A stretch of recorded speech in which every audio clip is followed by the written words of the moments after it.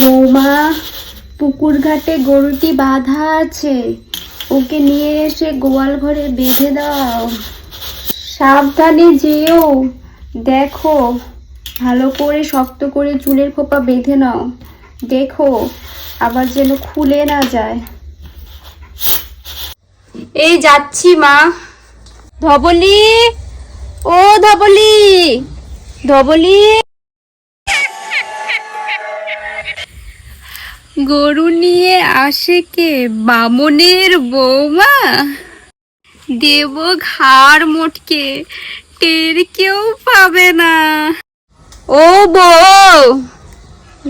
হ্যাঁ মাসিমা, আপনাকে তো ঠিক চিনতে পারলাম না।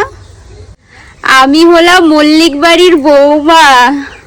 তা বলছি, আপনি এ সময় এখানে কি করছেন?